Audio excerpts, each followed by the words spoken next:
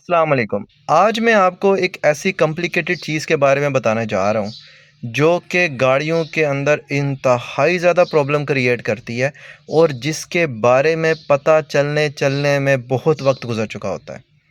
और वो स्टार्ट होता है, आप मुख्तलिफ़ चीज़ें हैं जिनसे आप वो चेक कर सकती हैं कि कहीं आपकी गाड़ी में वो मसला तो नहीं है, और अगर वो है तो उसको आप रेक्टिफ़ाई कैसे कर सकते हैं।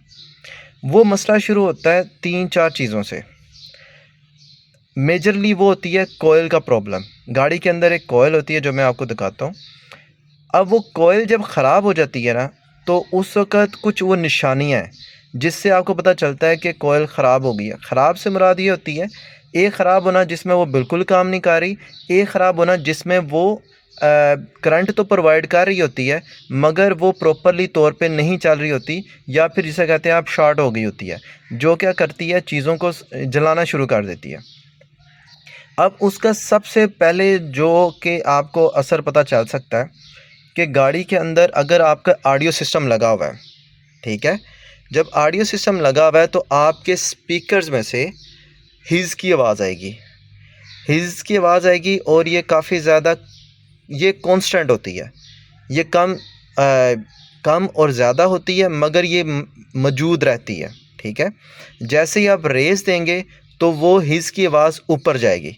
जैसे ही आप रेस से पैर उठाएँगे वो हिज़ की आवाज़ नीचे जाएगी। ठीक है? ऐसे ही जैसे आरपीएम होते हैं, तो आरपीएम जो आप रेस देते हैं, आरपीएम ऊपर जाते हैं, इसी तरीके से वो हिज़ की आवाज़ भी ज़्यादा होगी। दूसरी उसमें निशानी होती है, गाड़ी के अंदर बैठे हुए समटाइम्स आपको टिक टिक टिक की आवाज़ आती है, जो कि अमूमन इस हिस्से में से आती है। अब उस कंडीशन के अंदर जो कॉइल है, वो क्योंकि वर्क कर रही होती है और वो काम कर रही होती है अपना प्रॉपर तौर पे, और आपकी गाड़ी चल भी रही होती है, उसमें कोई प्रॉब्लम भी नहीं आ रही होती। माइट भी आपको एवरेज का इशू हो, मगर वो इतना सिग्निफिकेंट इशू नहीं होता, या इतना सिग्निफिकेंट फ़र्क नहीं होता कि जिससे आपको ये पता चल सके कि कोई वाक़ई ही कोई मेजर मसला बना हुआ है। मगर उससे क्या होता है, कुछ अरसे तक आपके प्लग सड़ना शुरू हो जाते हैं, जो कि अमूमन कुछ टाइम गुजार लेते हैं, जिससे आपको वो भी इतनी जल्दी महसूस नहीं होता, मगर उससे फ़र्क पड़ता है लाज़मी। एवरेज में भी फ़र्क पड़ता है और उसके बाद चीज़ें जलने में भी फ़र्क पड़ता है। और क्योंकि वजह ये है कि वो शॉर्ट हो रही होती है, उसका मतलब ये होता है कि वो कहीं न कहीं वो स्पार्किंग कर रही होती है। जब वो स्पार्किंग करती है तो सबसे बड़ा जो मसला आता है वो बैटरी पे आता है, क्योंकि बैटरी जो है उसको ये नहीं समझ लो, जैसे आप 2 तारों को आपस में मिलाते हैं तो आपको पता है वो शॉर्ट होती हैं, उसमें से करंट जो होता है वो स्पार्किंग होती है। इसी तरीके से जब आप स्पार्किंग करते रहेंगे बैटरी से, तो डेफ़िनेटली बात है कि बैटरी आपकी ख़राब होगी। इसी तरीके से जो गाड़ी की बैटरी है उसके ऊपर बहुत फ़र्क पड़ता है। अभी आप ये कॉइल दे सकते हैं इस गाड़ी की।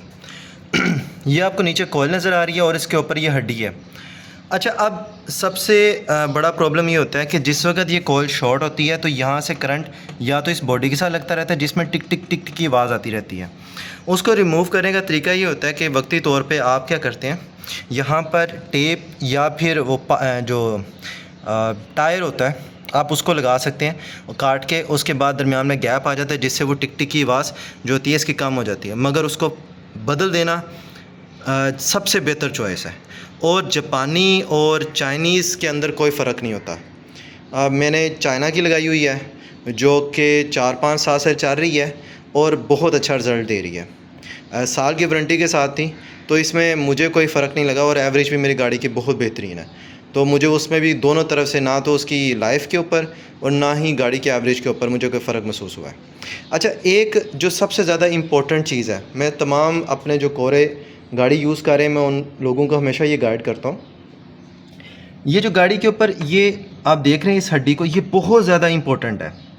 अमूमन क्या होता है कि ये हड्डी अक्सर ख़राब हो जाती है, 2-250 रुपये की ये हड्डी मिलती है, मगर ये कि इसको ज़्यादा इम्पोर्टेंस नहीं देते और इसको उतार देते हैं, या फिर ये डायरेक्ट कर देते हैं।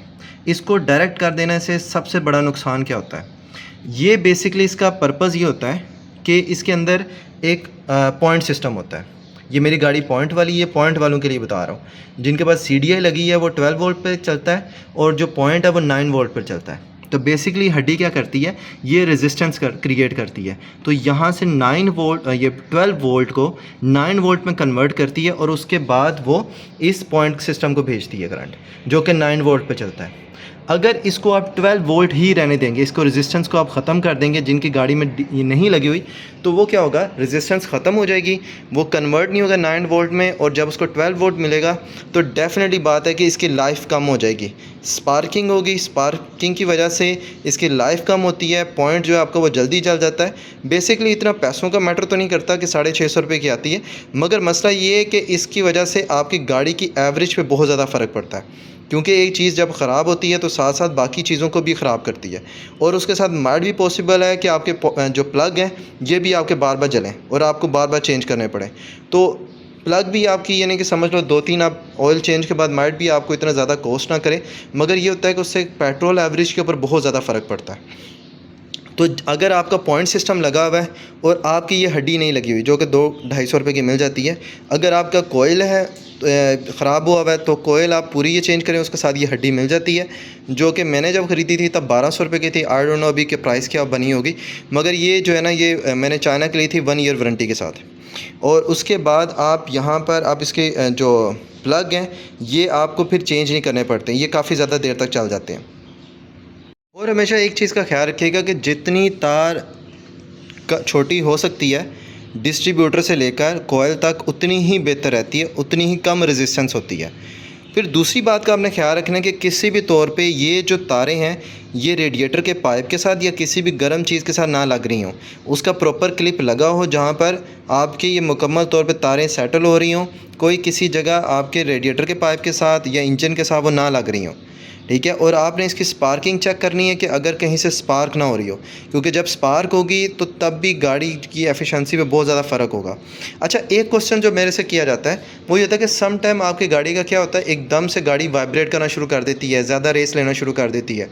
अब ये प्रॉब्लम आती तब है जब गलती से कोई एक अद्धी तार जो है ना यहाँ से उतर जाती है या वो प्रॉपर लगी नहीं होती, तो क्या होता है, इंजन बहुत ज़्यादा वाइब्रेट करना शुरू कर देता है, हाई आरपीएम आपको रखना पड़ता है गाड़ी का, और जिससे ये प्रॉब्लम होती है।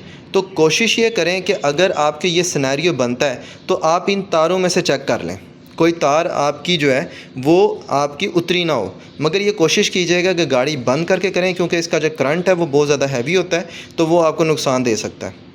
मेरी वीडियो देखने का बहुत बहुत शुक्रिया। मेरे चैनल को सब्सक्राइब कीजिएगा, मेरी वीडियो को लाजमी लाइक कीजिएगा, दुआओं में याद रखिएगा, अपना ख्याल रखिएगा। अल्लाह हाफिज़।